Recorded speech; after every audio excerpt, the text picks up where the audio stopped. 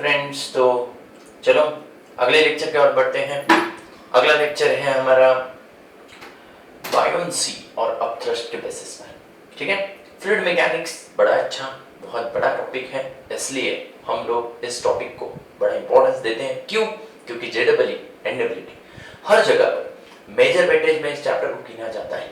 जब आप इंजीनियरिंग में जाओगे, मैकेनिकल इंजीनियरिंग में जाओगे, तो फ्लूइड मैकेनिक्स तो एक सब्जेक्ट होता है। यहाँ तो हम लोग बहुत छोटी छोटी बातें सीख रहे हैं, है ना, पर बेसिक्स सीख रहे हैं। जब आप इंजीनियरिंग में जाते हो या हायर स्टडीज आप देखोगे अगर फिजिक्स के, तो वहां आप लोगों को पता चलेगा कि कहीं तो भी ये चीज किस तरह से होती है फ्लूइड मैकेनिक्स में। ठीक है, तो चलो स्टार्ट करते हैं। अपथ्रस्ट हेडिंग दे देते हैं आज का। अपथ्रस्ट थ्रस्ट के बारे में बताया। थ्रस्ट मतलब परपेंडिकुलर फोर्स, है ना। थ्रस्ट का मीनिंग होता है परपेंडिकुलर फोर्स। ये हमने इससे पहले भी आपको बताया हुआ है। थ्रस्ट का मतलब होता है परपेंडिकुलर फोर्स, है ना। परपेंडिकुलर फोर्स मतलब थ्रस्ट होता है। इसका मतलब अपथ्रस्ट भी परपेंडिकुलर एक्ट करेगा, हमेशा सरफेस को कैसा होगा, परपेंडिकुलर होगा, बिल्कुल। अपथ्रस्ट का दूसरा नाम होता है बायोन्सी। इसके स्पेलिंग बड़ी डेंजर होती है ना, बायोन्सी, अपथ्रस्ट या बायोन्सी। क्या होता है अपथ्रस्ट या बायोन्सी? तो याद रखो, देखो अपथ्रस्ट की वैल्यू होती है, upthrust is equal to volume into density into acceleration due to gravity। Volume into density into acceleration due to gravity। Volume किसका होता है? वॉल्यूम होता है वॉल्यूम ऑफ सॉलिड इमर्स्ड। जो हमने इमर्स किया हुआ है उस सॉलिड का वॉल्यूम, मतलब वॉल्यूम ऑफ सॉलिड V। और डेंसिटी किसकी होती है? डेंसिटी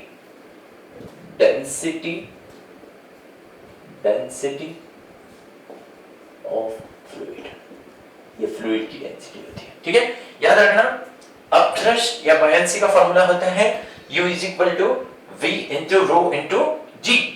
वॉल्यूम किसका होता है? वॉल्यूम, देखो बहुत सारे लोगों को ये कंफ्यूजन हो जाता है। यहाँ पर वॉल्यूम ऑफ लिक्विड ले लो, कितना लिक्विड दिया हुआ है, और डेंसिटी ले लो फ्लूइड की, मतलब हो गया। ऐसा नहीं है भाई, डेंसिटी फ्लूइड की होती है। कुछ लोग ये गड़बड़ कर देते हैं कि वॉल्यूम ऑफ सॉलिड इमर्स और उसकी डेंसिटी। सॉलिड की डेंसिटी नहीं है, ध्यान रहे, ये डेंसिटी फ्लूइड की है और वॉल्यूम जो सॉलिड आपने इमर्स किया हुआ है उसकी। तो कैसे आ गया ये, कुछ समझ नहीं आया। मान लो कि एक कंटेनर है, इस कंटेनर के अंदर लिक्विड भरा हुआ है। कौन सा फ्लूइड है नहीं पता, एक लिक्विड भरा हुआ है, और कंसीडर करते हैं कि इसके अंदर एक सिलेंडर हमने इमर्स कर दिया। मान लो कि एक सिलेंडर हमने यहाँ पर इमर्स कर दिया। मान लो यहाँ पर एक सिलेंडर हमने इमर्स कर दिया, सॉलिड इमर्स्ड है ना। This particular solid is immersed in this liquid, है ना। तो यहाँ पर एक प्रेशर होगा, उसको हम बोलते हैं प्रेशर नंबर 1। इस पॉइंट पर एक प्रेशर होगा, इस पॉइंट पे एक प्रेशर होगा, और यहाँ पर एक प्रेशर होगा, यहाँ पर एक प्रेशर होगा, प्रेशर नंबर 2, प्रेशर नंबर 1, है ना। ठीक है, ये प्रेशर नंबर 1 है, प्रेशर नंबर 2। ये प्रेशर कैसा होगा? अब होगा। बहुत सारे लोगों को ये भी कंफ्यूजन हो जाता है, सर ये वाला प्रेशर तो नीचे होना चाहिए। भाई ये वाला प्रेशर एग्री है, नीचे होगा। ये सॉलिड जितना प्रेशर नीचे लगाएगा, न्यूटन के थर्ड लॉ के हिसाब से इक्वल एंड अपोजिट रिएक्शन ऊपर भी तो आएगी। तो एक फोर्स ऊपर की साइड आएगा, एक फोर्स यहाँ से लगेगा नीचे की साइड, है ना, ड्यू टू दिस P1। एक फोर्स यहाँ से लगेगा ड्यू टू दिस P2, है ना। और इसका वेट mg जो है वो तो नीचे की साइड आ ही रहा है। लेकिन अगर हम सिर्फ फ्लूइड की बात करें, net force due to fluid होती है। सिर्फ फ्लूइड की बात कर रहे हैं ना, वेट mg की बात नहीं कर रहे। ग्रेविटी की वजह से आता है वेट, तो सिर्फ फ्लूइड की वजह से नेट फोर्स कितना आ रहा है। तो नेट फोर्स कितना आ जाएगा, तो हम बोलेंगे यहाँ पर कहीं तो भी इसका क्रॉस सेक्शन एरिया अगर हमने मान लिया A, तो कितना होगा, यहाँ पे होगा P2A minus P1A। Sir P2A minus P1A क्यों लिखा, P1A माइनस P2A क्यों नहीं लिखा? क्योंकि जानते हैं यहाँ का प्रेशर कम होगा, नीचे ज्यादा होगा। हम जानते हैं कि जितना आप लिक्विड के अंदर जाते हो प्रेशर बढ़ते जाता है, डेप्थ के साथ प्रेशर बढ़ते जाता है, ठीक है। तो यहाँ पर कितना हो गया, P2 minus P1 into area, P2 minus P1 into area. P2 minus P1 तो अभी देखा सर हमने पिछले लेक्चर में कि P2 माइनस P1 मैनोमीटर से हमने किया था ना, प्रेशर डिफरेंस कितना होता है, वो होता है रो एच जी। इसकी हाइट मान लो यहाँ से लेके यहाँ तक, इसकी जो हाइट है, इसकी जो हाइट है वो है h, इसकी जो हाइट है वो है h, है ना। मान लो इसकी हाइट h है और इनटू एरिया, है ना, ये वाला एरिया लिखते हैं।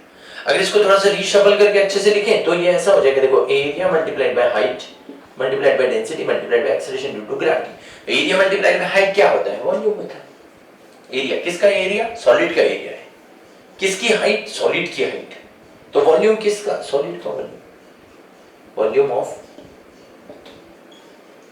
ऑफ सॉलिड इमर्स्ड, है ना, जो सॉलिड आपने इमर्स किया हुआ है उसका वॉल्यूम।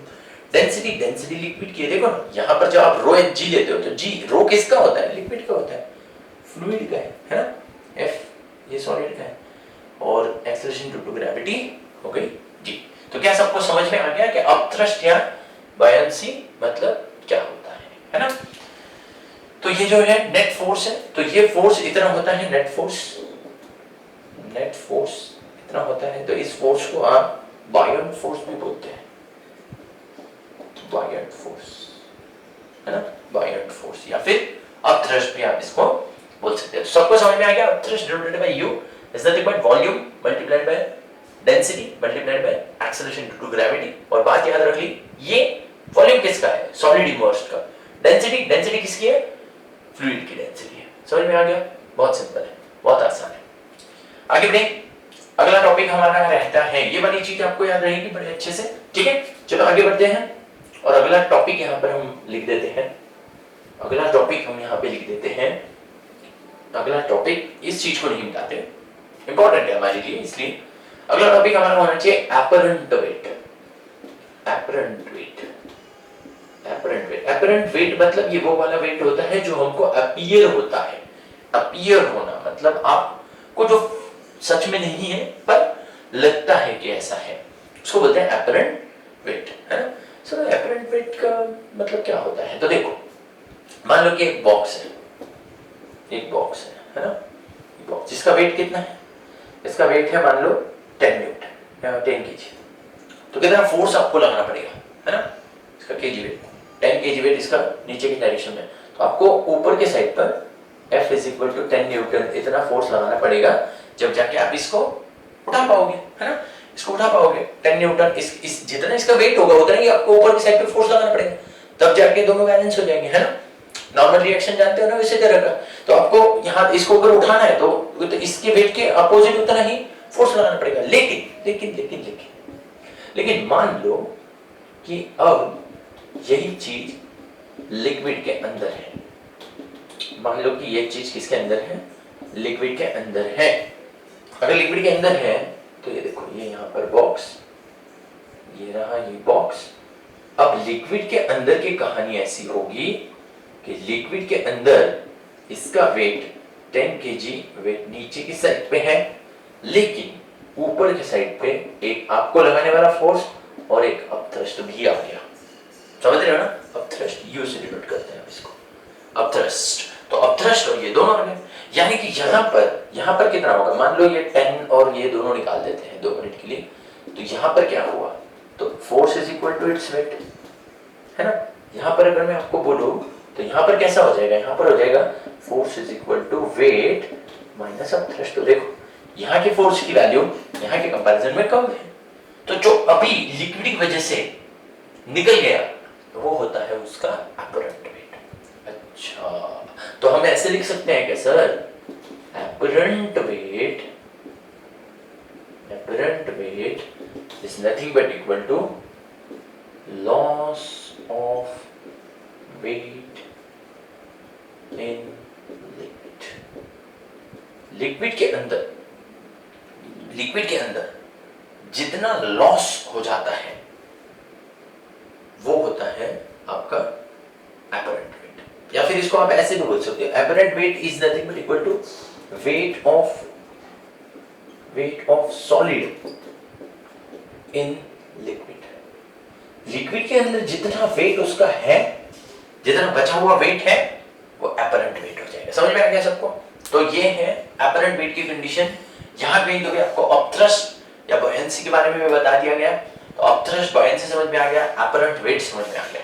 ठीक है, चलो तो बॉयंसी से रिलेटेड या एपरेंट वेट से रिलेटेड एक दो क्वेश्चन हम यहाँ पे कर लेते हैं। चलो एक दो क्वेश्चन इनके बेसिस पर, बड़े अच्छे क्वेश्चंस आपको बता देता हूं मैं यहाँ पे, बॉयंसी या अपथ्रस्ट के बेसिस पर अच्छे अच्छे क्वेश्चंस हम आपको बताएंगे।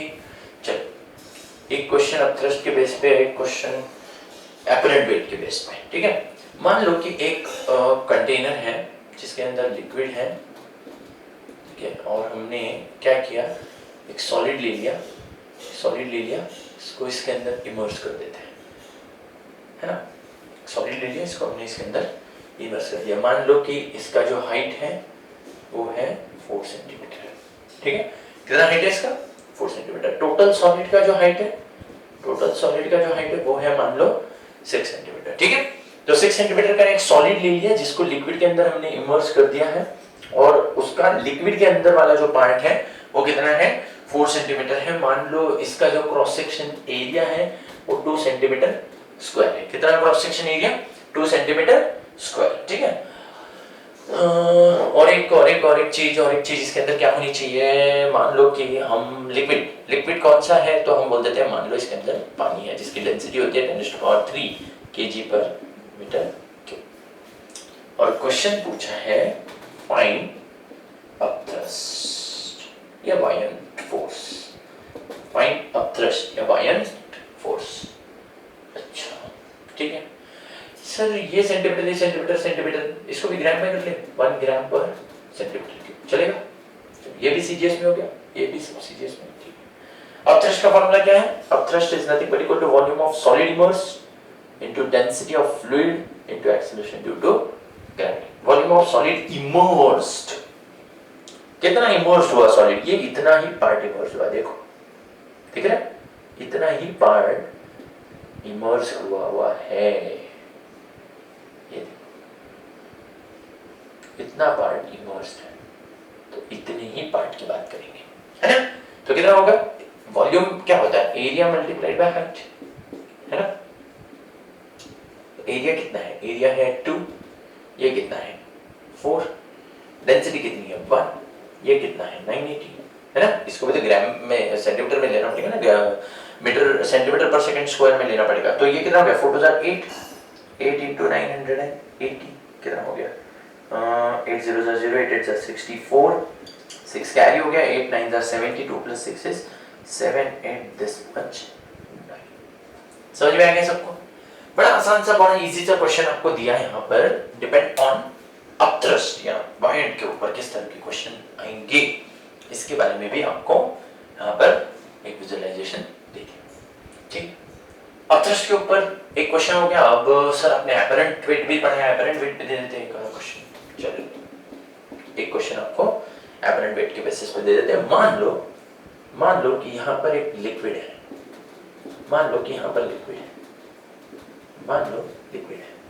ठीक है। अपने मन से हम एक सॉलिड ले लेते हैं। अभी ये क्वेश्चन मैं आपको यहाँ पर अपने हिसाब से बना के देता हूँ, है ना। जब आप बुक्स में देखोगे तो इस तरह के क्वेश्चंस आपको देखने को मिलेंगे, है ना। ये प्रीवियसली आज कुछ क्वेश्चन पेपर ले लो, उसमें से सॉल्व करके देखो, आपको पता चलेगा कि किस तरह के क्वेश्चंस आते हैं। ठीक है, मान लो कि एक पर्टिकुलर सॉलिड जो है वो इसके अंदर इमर्स किया हुआ है। इसकी सॉलिड की डेंसिटी मैं आपको देता हूँ 1600 kg/m³। ठीक है, 1600 kg/m³। ठीक है, उसके बाद इसका मास भी दे देते हैं आपको। मास है इसका 0.4 kg। इसका मास कितना है? 0.4 kg। लिक्विड कौन सा ले? लिक्विड ले लेते हैं अल्कोहल, अल्कोहल।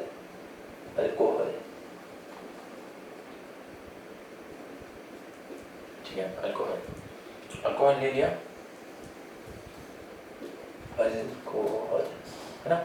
अल्कोहल ले लिया। अल्कोहल की डेंसिटी कितनी होती है? अल्कोहल की डेंसिटी होती है 800 kg/m³। ठीक है, पानी से हल्का होता है, ठीक है। अल्कोहल की डेंसिटी ले लिया, मास दे दिया, और ये जो पार्ट है पानी के अंदर, इसके बारे में भी इंफॉर्मेशन दे देते हैं।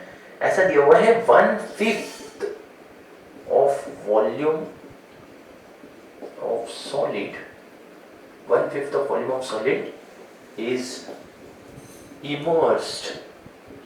immersed in liquid.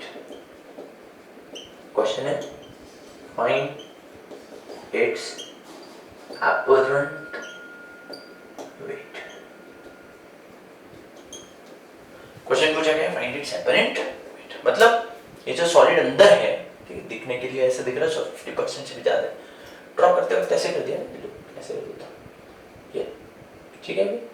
1/5 जिसका 1/5 इतना भाग पानी के अंदर, सॉरी अल्कोहल के अंदर है, लिक्विड के अंदर है। तो ऐसा एक बड़ा अच्छा सा क्वेश्चन आपके सामने मैंने रख दिया, और हमको क्वेश्चन क्या पूछा है, क्वेश्चन पूछा है अपरेंट वेट यहाँ पर फाइंड आउट करना है। चलो, तो बड़ा आसान क्वेश्चन है, तो ज्यादा समय बर्बाद न करते हुए इसको फटाफट सॉल्व कर लेते हैं। अपरेंट वेट की कंसेप्ट ध्यान रखो। अपरेंट वेट, अपरेंट वेट क्या होता है, अभी थोड़ी देर पहले मैंने आपको बताया अपरेंट वेट क्या होता है। तो जो भी सॉलिड है वो जब पानी के अंदर या लिक्विड के अंदर जाता है तो उसका अपरेंट वेट मतलब अल्टीमेटली इमर्स्ड पार्ट का जो ये होता है वेट वो होगा, है ना। तो हम यहाँ पर इसको कैसे सॉल्व करेंगे, इसको ऐसे सॉल्व करेंगे कि अपथ्रस्ट कितना लगा, अपथ्रस्ट लगा volume of solid immersed, liquid का डेंसिटी और लिक्विड की डेंसिटी और एक्सेलरेशन ड्यू टू ग्रेविटी, ठीक है, ये हो गया अपथ्रस्ट, है ना। और हमको अपरेंट वेट निकालना है, अपरेंट वेट।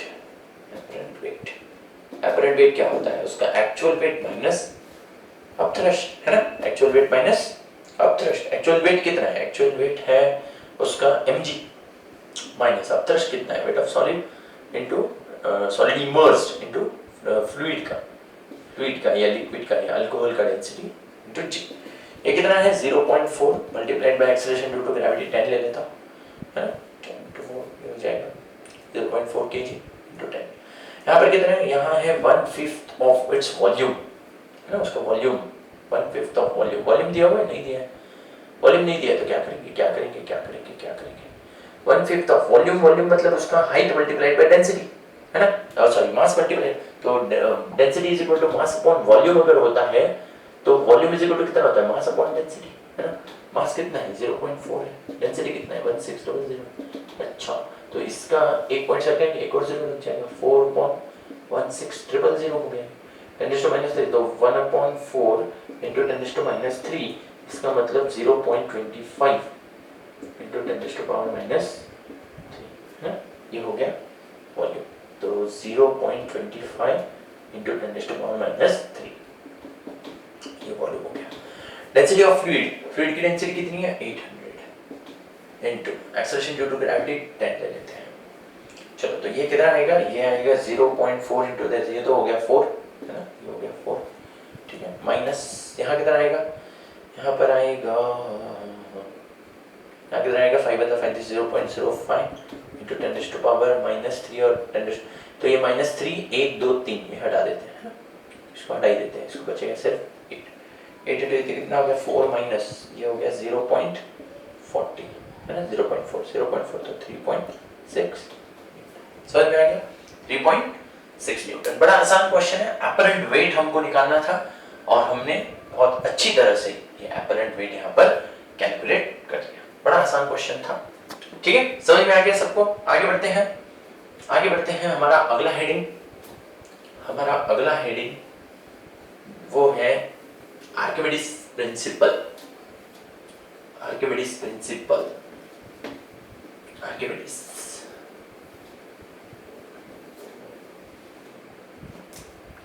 प्रिंसिपल इसको हटा देते हैं, ठीक है। आर्किमिडीज प्रिंसिपल,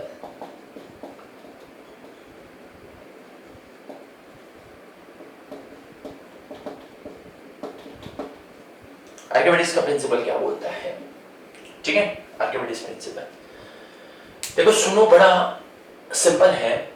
यहां पर कहीं तो भी हमने अपथ्रस्ट का फॉर्मूला लिखा, volume of solid immersed, density of fluid multiplied by acceleration due to gravity.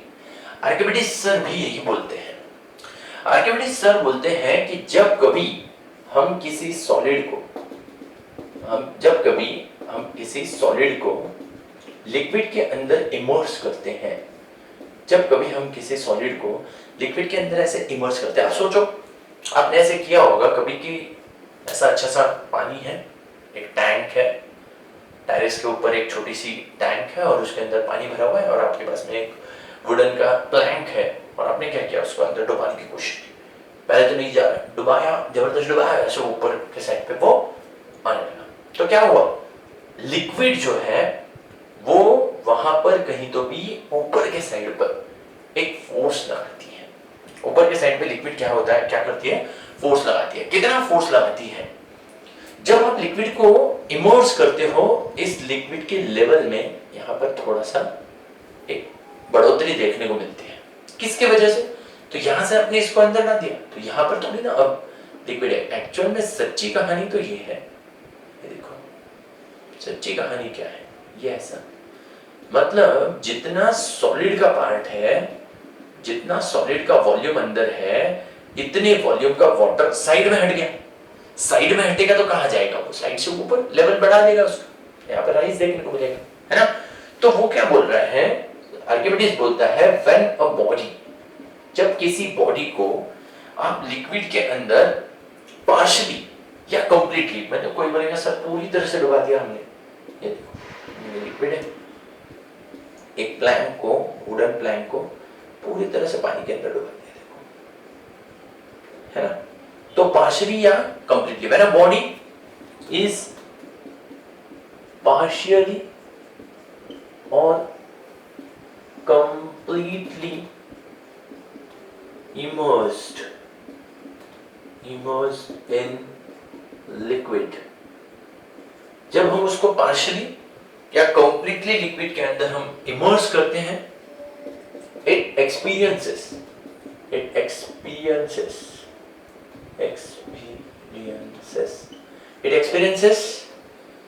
an upthrust,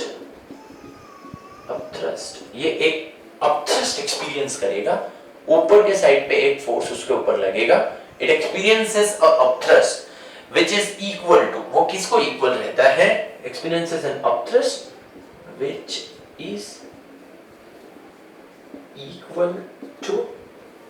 equal to जितना वेट ऑफ लिक्विड डिस्प्लेस हो गया, equal to weight of liquid displaced, तो जितना लिक्विड को आप डिस्प्लेस करोगे, जितना लिक्विड साइड में हट जाएगा, जितना लिक्विड डिस्प्लेस हो जाएगा, उसके हिसाब से यहाँ पर कहीं तो भी पार्शियली या कंप्लीटली जो है फील किए हुए सॉलिड के ऊपर वो एक फोर्स एक्सपीरियंस करेगा। ठीक है, समझ में आ गया। When a body is partially और completely immersed in a liquid, it experiences an upthrust which is equal to weight of liquid displaced। तो ये जो चीज है इसको हम अब अच्छे से लिख देते हैं। अब यहाँ पर हम लोग ऐसे लिखेंगे Vf density of F into G। तो ये क्या है, यहाँ पर क्या है, यहाँ पर हमको देखने को मिलेगा कि this is volume of liquid displaced। समझ में आ गया, जो हम बोल रहे थे volume of liquid, volume of solid immersed बोल रहे थे, अब हमने उस चीज को बदल दिया, हमने वॉल्यूम ऑफ सॉलिड इमर्स्ड की जगह अब क्या बना दिया, वॉल्यूम ऑफ लिक्विड डिस्प्लेस्ड। जितना लिक्विड, जैसे आप इसको डुबाओगे तो यहां से यहां वाला पानी कहां गया, यहां वाला इधर आ गया, तो ये लेवल थोड़ा लेवल बढ़ गया, पहले इतना लेवल का पानी था, अब थोड़ा लेवल बढ़ गया, क्या हुआ, वॉल्यूम ऑफ लिक्विड डिस्प्लेस्ड, ये वाला वॉल्यूम है। मतलब बार बार अगर हम लोग यहाँ पर तो फ्लूइड लिखेंगे, सर यहाँ पे पहले सॉलिड था, ये सॉलिड था कि जो इमर्स किया हुआ सॉलिड था वो, अब तो उसके डेफिनेशन में वो वाली बात बोल रहे थे, बायंट फोर्स उसके बारे में बता रहा था। यहाँ हम आर्किमिडीज प्रिंसिपल भी वही है, आर्किमिडीज बोलता है जितना लिक्विड डिस्प्लेस होता है, जितना लिक्विड डिस्प्लेस होता है वो वहां पर होता है। ठीक है, समझ में आ गया। अगर अच्छी तरह से स्विमिंग पूल में बहुत अच्छी तरह से तैरना चाहते हो, बहुत अच्छे से तैरना चाहते हो तो क्या करो, ज्यादा से ज्यादा पानी को हटाओ, ज्यादा एरिया में पानी को हटाओ। एक छोटा सा एग्जांपल हमने कहीं टेक्स्ट बुक में आपने पढ़ा होगा, तो देखो एक छोटा सा प्लास्टिक बॉल है ना, पूरा एकदम भरा हुआ बॉल है, प्लास्टिक का या कॉर्क का बॉल है छोटा वाला, है ना, उसको हम ऐसे पानी में ड्रॉप करते हैं, या फिर हमने एक बड़ा सा प्लास्टिक बॉल ले लिया, इतना बड़ा प्लास्टिक बॉल है ना, उसको ड्रॉप किया, तो क्या हुआ, छोटा वाला बॉल क्या हुआ, डूब गया। बड़ा वाला बॉल क्या हुआ, नहीं डूबा। क्यों नहीं डूबा, क्योंकि बड़ा वाला बॉल ज्यादा एरिया ऑफ लिक्विड को डिस्प्लेस करता है, जबकि कॉर्क के बॉल ने कम पानी को डिस्प्लेस किया। अगर आप अच्छी तरह से पानी में तैरना चाहते हो तो क्या करना है, अगर आप पानी में अच्छी तरह से तैरना चाहते हो तो आपको क्या करना है, आपको ज्यादा से ज्यादा पानी को डिस्प्लेस करना है। ये है आर्किमिडीज प्रिंसिपल। सबको समझ में आ गया? ये बहुत अच्छा टॉपिक है। और अब हम ये जो स्टैटिक वाला पोर्शन है उसका लास्ट टॉपिक की ओर बढ़ रहे हैं। अगले लेक्चर में हम लोग जब ये सीखेंगे law of flotation, law of flotation, तो लॉ ऑफ फ्लोटेशन में हम लोग अगले लेक्चर में इस स्टैटिक वाले पार्ट को खत्म कर चुके होंगे और जल्द से जल्द अब हम फ्लूइड डायनेमिक्स की ओर जाएंगे। तो अभी तक हमने जो भी चीजें सीखी वो सारी चीजें आप रिमाइंड करो। हमने कहां से चैप्टर को शुरू किया था, हमने सबसे पहले शुरू किया था प्रेशर मतलब क्या होता है, प्रेशर की डेफिनेशन, प्रेशर का ऐसा यूनिट, वो सारी बातें आपको पढ़ाई। फिर हमने पढ़ाया था आपको variations of pressure, vertically pressure में वेरिएशन कैसे होते हैं, हॉरिजॉन्टली प्रेशर में वेरिएशन कैसा होता है ना। फिर हमने अलग अलग दोनों बातें आपको बताने के बाद में हमने आपको वहां पर हाइड्रोस्टैटिक पैराडॉक्स के बारे में भी बताया कि शेप ऑफ वेसल इसमें कुछ भी मायने नहीं रखता। फिर हमने एक्सेलरेटेड फ्लूइड के बारे में हमने वेरिएशन ऑफ लिक्विड बताया, variation of liquid in accelerated fluid कैसा होता है। एक्सेलरेटेड फ्लूइड के बारे में हमने कुछ क्वेश्चंस भी सॉल्व किए। इसके अलावा हमने आपको पास्कल्स लॉ पढ़ाया। सोचो आप, ये बहुत सारे टॉपिक्स अभी तक हमारे कवर हो चुके हैं, है ना। हम आर्किमिडीज प्रिंसिपल तक आ गए हैं। अभी हमने बॉयंट फोर्स सीखा, हमने उसी को अपथ्रस्ट नाम दे दिया। फिर हमने सीखा कहीं तो भी आर्किमिडीज प्रिंसिपल। उसके पहले हमने पिछले लेक्चर में जो सीखा था वो भी आप ठीक से सारी न्यूमेरिकल यूट्यूब के बेसिस पे के देखो। बैरोमीटर मतलब क्या होता है, मैनोमीटर मतलब क्या होता है, बैरोमीटर के क्वेश्चंस तो अलग अलग पब्लिकेशंस में से सॉल्व करो। मेरा स्ट्रैटेजी जो होता है फिजिक्स का वो ऐसा होता है कि मैं आपको नॉलेज दूं और आप क्या करोगे, आप उस नॉलेज को 3-4 अलग अलग पब्लिकेशन के ऊपर अप्लाई करोगे। आपको पता चलेगा कि 2-3 पब्लिकेशन में से पढ़ने के बाद आपको पता चलेगा 2-3 पब्लिकेशंस में से पढ़ने के बाद हर पब्लिकेशंस में एक नया क्वेश्चन हमको मिलता है। तो हमारे पास औरों के कंपैरिजन में नॉलेज थोड़ा सा ज्यादा होता है ना। तो ऐसे ही करो और ये सारे टॉपिक्स जो अब तक के आपको पढ़ाए हैं वो सारे टॉपिक्स को अलग अलग पब्लिकेशंस में से देखो, पढ़ो और अच्छे से समझ लो, ठीक है। तो ये जो भी चीज आपको हम पढ़ाई जा रही है इन सब चीजों को आप ध्यान में रखो। पहली एक आपको यहाँ पर इस लेक्चर को खत्म करने के पहले आपको बता दूं कि आप ढूंढ के रखो लॉ ऑफ फ्लोटेशन की कंडीशन क्या होती है। तो जब अगला लेक्चर मैं शुरू करूंगा तो लॉ ऑफ फ्लोटेशन की कंडीशन से ही हम इस लेक्चर को शुरू करेंगे। वहीं से शुरू करेंगे कि फ्लोट कब बॉडी फ्लोट करती है, ठीक है। तो समझ में आ गया? तो चलो ये बात हमको बिल्कुल अच्छे से समझ में आ गई है कि फ्लोटेशन मतलब क्या, इसकी कंडीशन हमको ढूंढनी है। अगले लेक्चर में आपको फ्लोटेशन पढ़ाएंगे। आज के लेक्चर को मैं रवि भाटी सर बच्चा एजुटेक की तरफ से आज के लेक्चर को यहीं पे खत्म करता हूं और जल्द से जल्द आपको अगले लेक्चर में फ्लोटेशन के भी पूरा नॉलेज आपको दिया जाएगा। बच्चा एजुटेक आपकी जेडबली और एनडबलडी की केयर करता है। आप बस पढ़ते रहिए और बस पढ़ते रहिए। Thank you so much for attending this lecture. इस वीडियो को लाइक करें, शेयर करें और कमेंट जरूर करें।